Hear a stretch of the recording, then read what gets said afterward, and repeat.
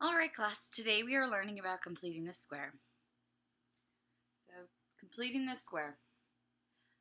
First thing to know is a perfect square trinomial, which is a trinomial whose factored form is the square of a binomial. So let's try to remind ourselves of all that. Trinomial, 3 terms. Factored form, that's where we have our parentheses times our parentheses, that form. And then square of a binomial, 2 terms. Square is the exponent of 2. So here's an example.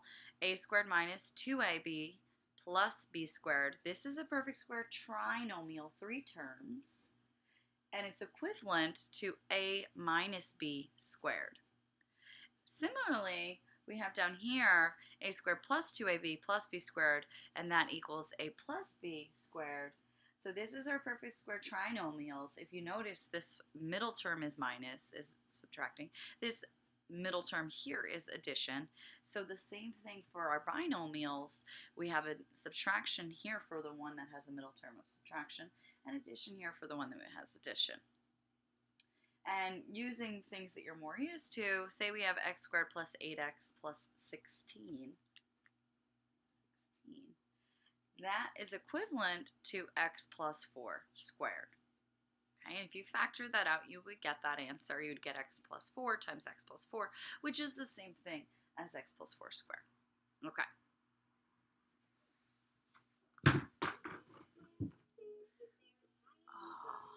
Okay, so ignoring that, we have defined the value of c that makes the expression a perfect square trinomial. So we're looking for the value of c. We weren't given it, so that we do have this 3-termed perfect square trinomial. So the way to find that is, it's always half of the middle term squared. So half of b squared equals c. So if we have this expression and we're trying to find c, we take half of the middle term, which is negative 9, and square it. Half of negative 9 squared is 81/4. So this is the answer to the first sentence. Find the value of c that makes the expression a perfect square trinomial. The second part is then write the expression as the square of a binomial. So x squared minus 9x plus 81/4 is equivalent to x minus 9 halves squared. So if you notice this minus 9 halves, we already saw that. That was when we just took b, put it in half. So just think about this and let's work on the next one. You're pausing the video at any time. So here we have for number 2, we have x squared plus 8x plus c. And remember, c equals half, zoom in a little bit, half of b squared. So in this case, c is 8/2. Half of 8 is 4. 4 squared is 16. So c equals 16 in order to make this a perfect square trinomial. Then x squared plus 8x plus 16, our perfect square trinomial, turns into the square of x plus 4. This is our binomial, square of our binomial. Good. And now our last example, we have for number 3, we have x squared minus 16x plus c.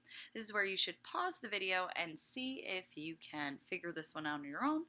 And then once you hit play, you'll watch what I do and see if you're right. So to find c, I do half of b squared.